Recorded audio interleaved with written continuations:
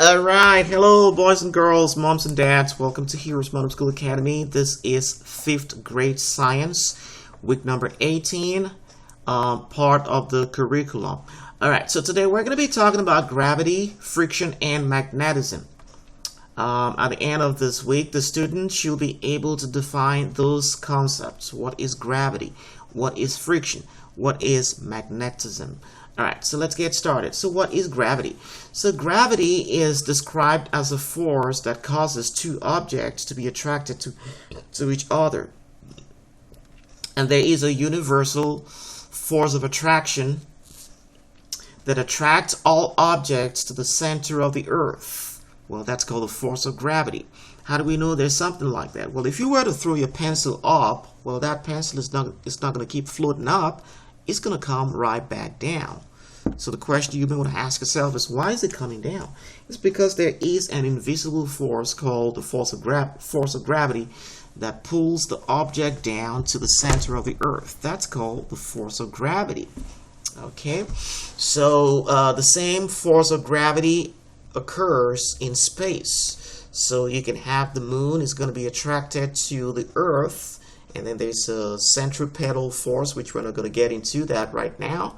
But there's gravity. It's a force. It's a force that attracts one object to the center of the earth. What about friction? Well, friction is going to occur when objects move against each other. So there is a resistance to movement that is called friction, and it's good for you, especially if you're driving a car.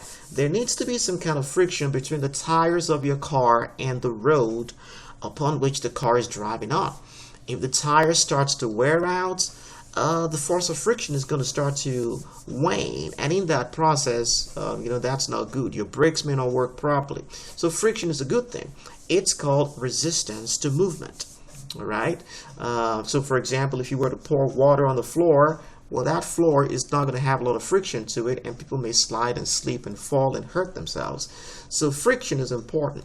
You should have friction over there. So that's what friction is. Friction is that resistance to movement between two objects which rub against each other.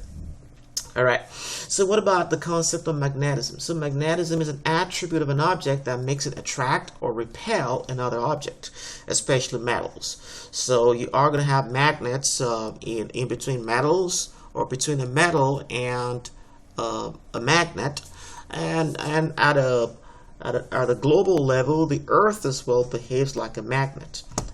There are two critical characteristics of magnets which you should be aware of. Like poles repel, and unlike poles attract. There are two poles of a magnet. There is the North Pole and there's the South Pole. So if you put two South poles together, the magnets are going to repel each other.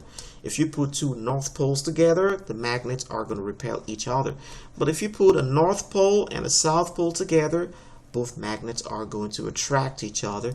And if you put a North Pole or a South Pole together with a North Pole, the magnets are going to be attracted to each other. So really, really important.